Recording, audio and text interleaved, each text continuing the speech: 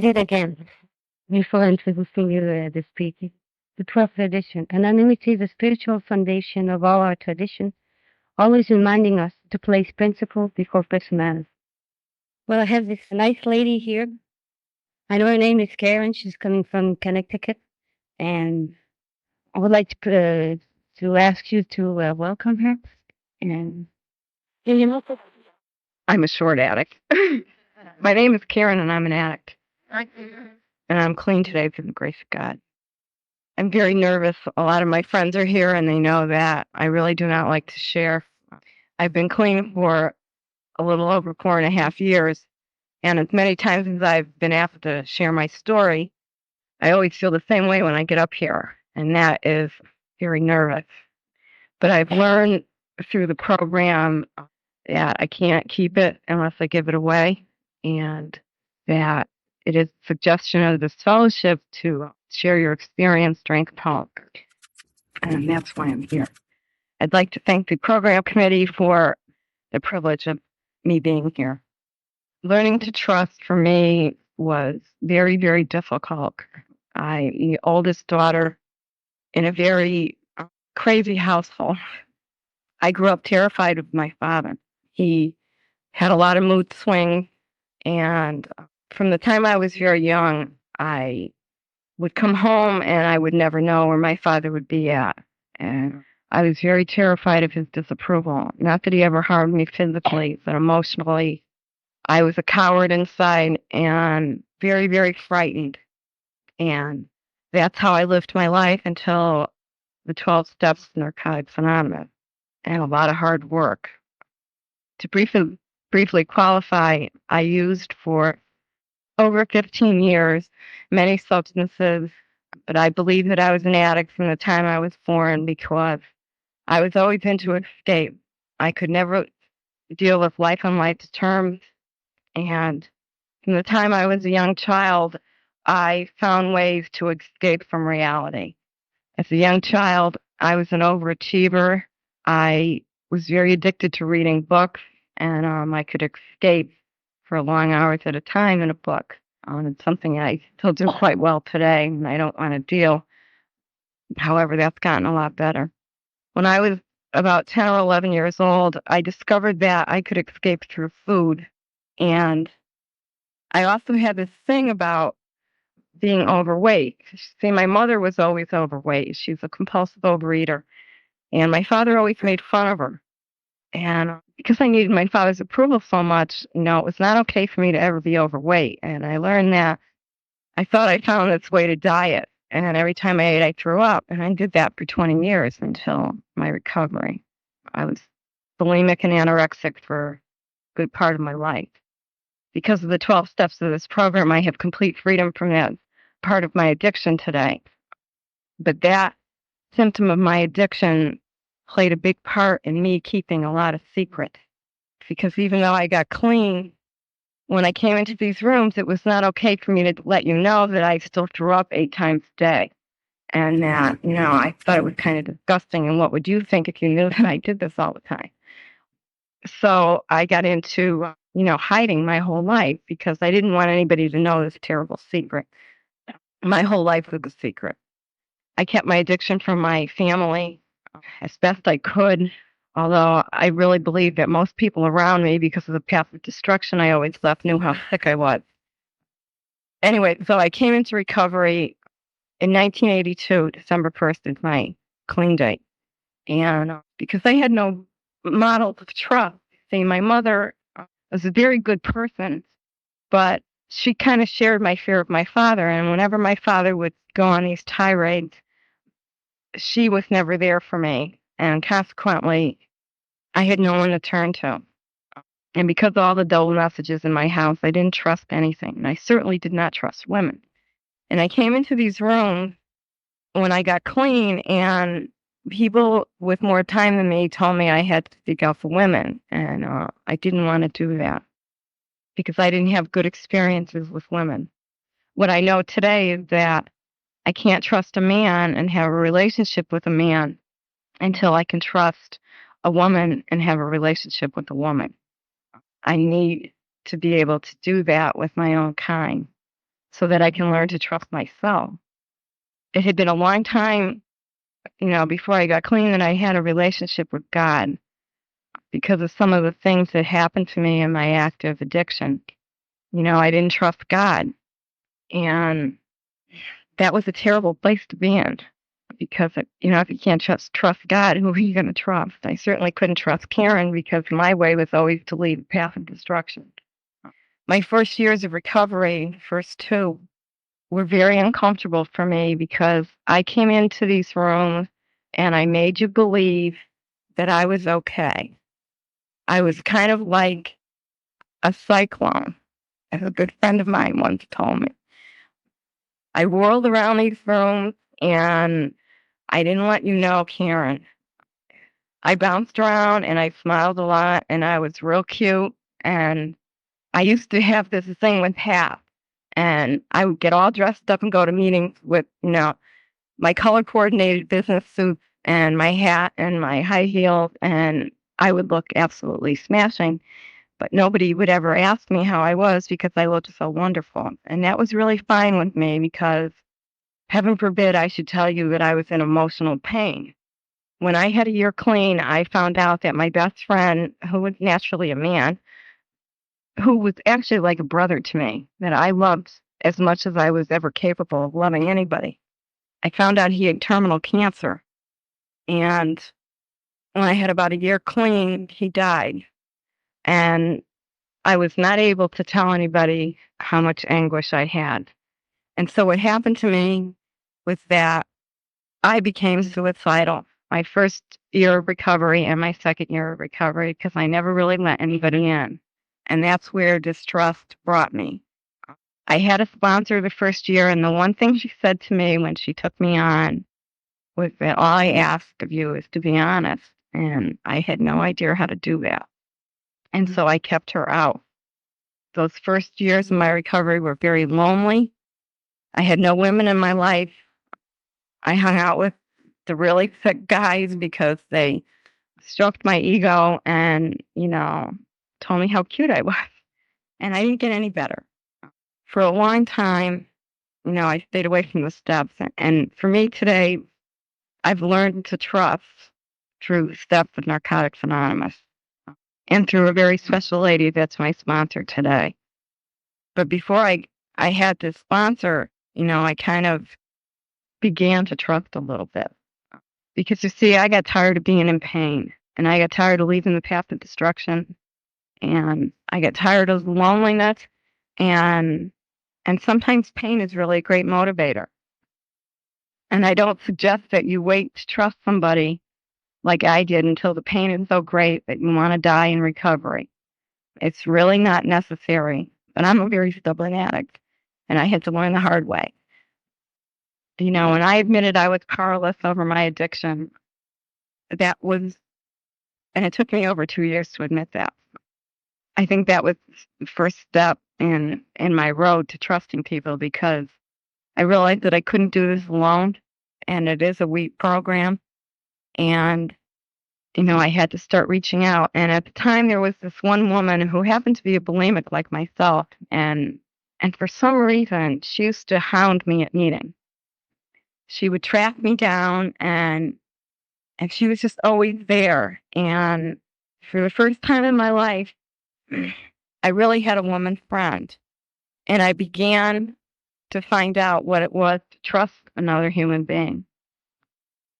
When, for me, the issue of trust really began when I started to live the second step, and the way I began to do that was, second step says that we came to believe that a power greater than ourselves could restore us to sanity, and things were beginning to happen in my life that I could recognize as little miracles. That became the basis of my second step because those little miracles, times that I wanted to get high and somebody would appear at my doorstep and like save my butt, I began to recognize that was a power other than me working in my life. Because I believe in order to learn how to trust, you have to have some kind of belief. And for me, that was all about the second step. I don't know how to learn how to trust without working these steps. I want to say that, I always knew I was insane, and the steps of Narcotics Anonymous have been the only thing that have ever worked in my life. I tried all kinds of crazy religious things and self-help books, and you name it, I've tried it as a way to get myself better, and nothing has worked except for the 12th step. Anyway, all these little things began to happen to me, and I knew that it was the presence of something, a force greater than Karen's. Those days in the beginning were real shaky. A lot of times it was people in Narcotics Anonymous that were the force greater than me, people with more clean time. And it came time for me to work the third step. And after a time in this program, my obsession with food was lifted. And I had a very strong spiritual experience where I actually felt God taking this part of my addiction away from me. And it was such a miracle, and it was such a beautiful feeling. And it happened in a room full of many, many people. And I knew that there was a God in my life. And I was given freedom from something that controlled my life for 20 years. When I talk about that experience, I get really emotional because it was very special. And it's been gone for almost 3 years. And I still have a hard time believing that today. And I really knew what it meant to turn everything over to a God, because it happened to me. And I can only talk about my experiences. And we have to experience the steps to get better. And that's what happened. And it allowed me to really trust God, because if he could do that for me, then I could probably let him fix a whole other bunch of areas in my life. And that was a big breakthrough for me in trust, because what I got from that was a lot of faith. And I believe trust and faith are really connected. I was still having trouble at this time with women. A lady came into the program who today is one of my dearest friends. And for me to have a friend for 3 years is a real miracle, because along with not knowing to trust, I knew nothing about love or friendship or giving. I was a very self-centered addict when I came into these rooms, and all I knew about was control and manipulation. Anyways, about almost 2 years now, it'll be 2 years in March, this lady from California came to my house for a service workshop that the region of Connecticut was putting on, and I had the opportunity, for some odd reason, my phone rang, and a friend of mine said, this woman's coming in from Los Angeles, and we've got nobody to pick her up at the airport. Could you please pick her up? And I said, sure, I can do that. And I did. And by this time, I kind of thought that I knew a lot about the 12 steps and that I was living them to the best of my ability. And I picked this lady up at the airport, and she's a very open and loving person, and she shares very freely. And I realized that after a few hours in her presence that I really had a long way to go with the steps. And I asked her to sponsor me, and she said, yeah. And we began to work together. She has taught me to trust women very deeply. She's a role model for me, and I could probably never give back to her what she has given me, because, see, today I'm willing to take the risk to trust just about anybody that God puts in my life. Because for me, where I'm at with trust today is that I'm willing to give you a chance to trust you with Karen. Because you see, I know today that my best thinking got me here, and that I have a disease of self-deception, and that if I don't let you in, I have no way of getting out of my self-deception. My sponsor's real good at pulling me out of self-deception, but I'm not with her every day, and I'm with the addicts in Connecticut. And, I really believe that I cannot do this alone. And I simply got sick and tired of being sick in recovery and constantly leaving a path of destruction. So I've learned to take little risks with people. For me, I need to feel that I can trust God to come up here for me to let you know about Karen. And when I share with you, I always turn it over to God and hope that my ego is in my back pocket and that I'm just a channel for God's message. One of my hangups with trust was that, because I had the thing with my father was that, if my father judges me, well, what are all you guys going to do with me? And through the steps, I've gotten really right with that God is the only person that can really judge me and that you really can't hurt me unless I let you. And there's a lot of freedom in that.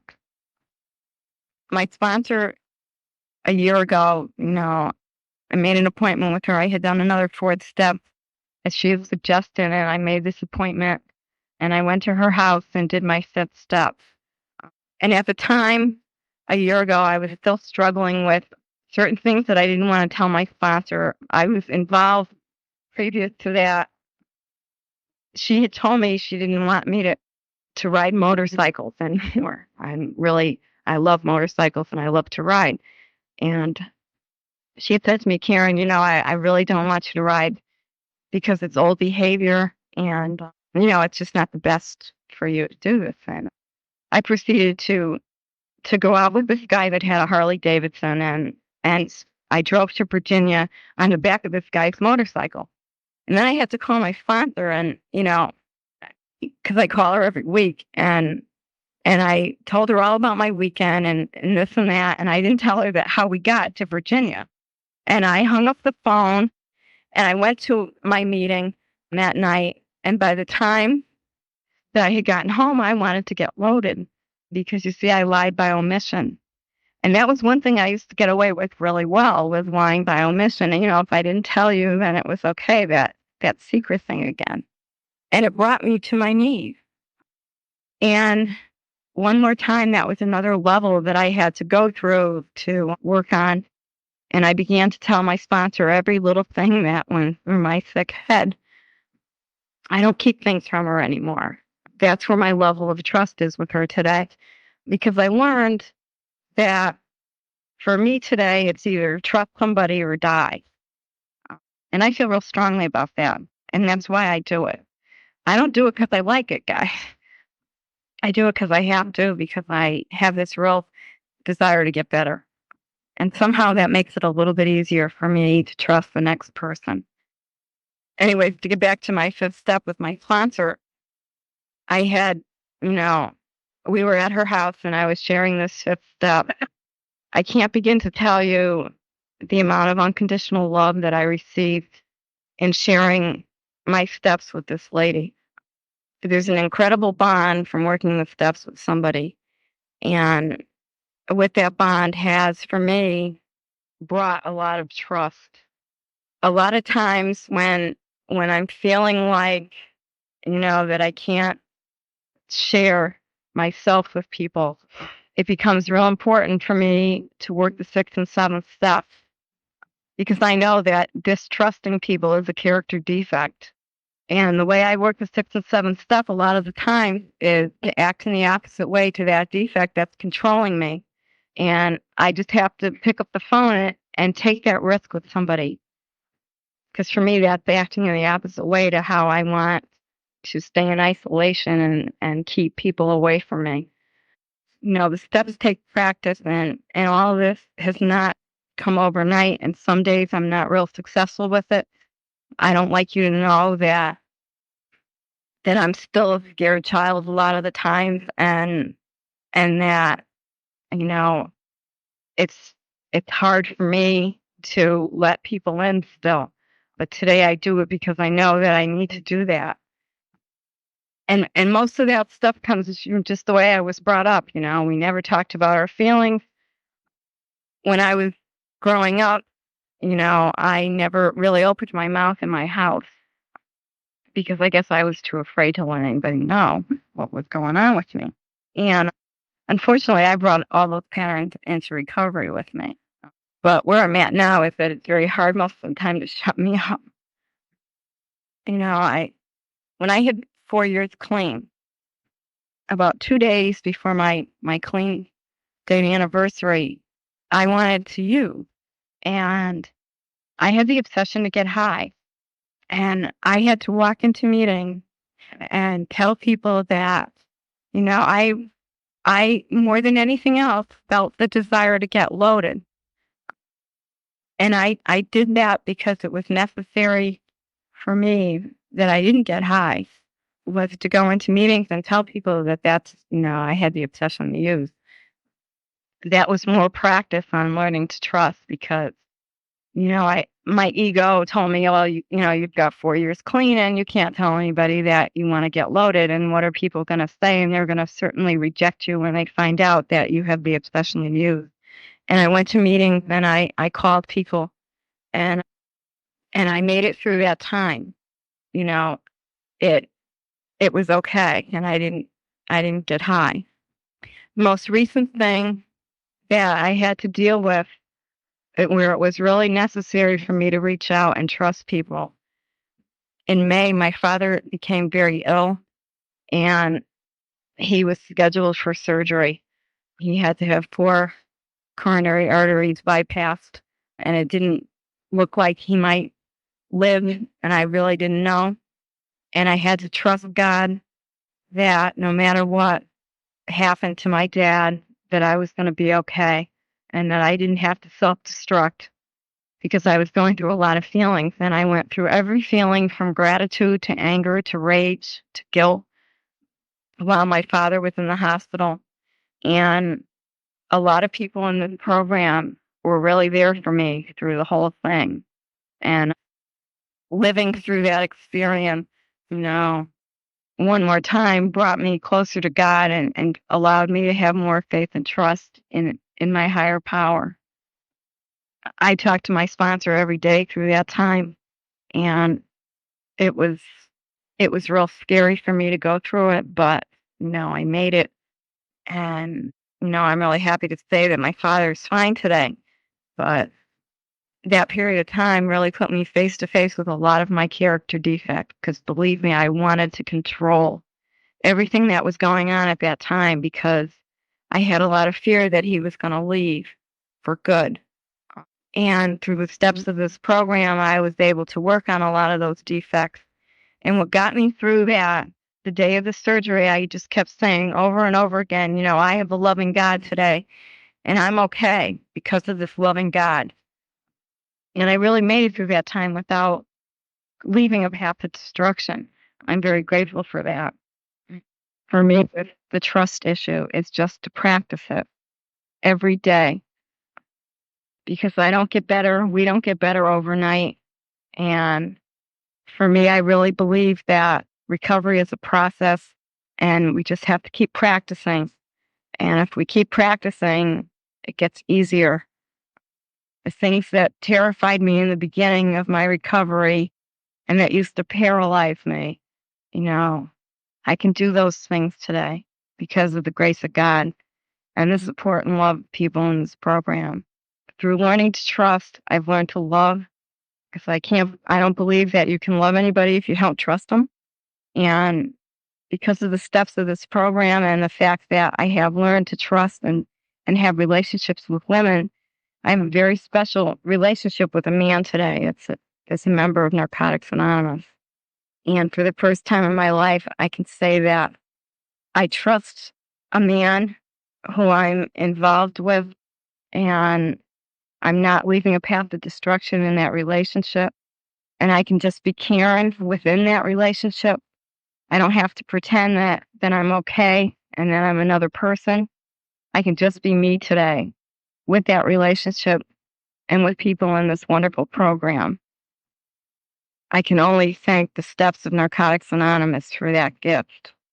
Because without the steps, I'm still that cyclone that my friend called me when I first came in here. I want to thank you all for listening. And if you're new, please keep coming because this program really does work. I love Narcotics Anonymous and I love you. Thank you.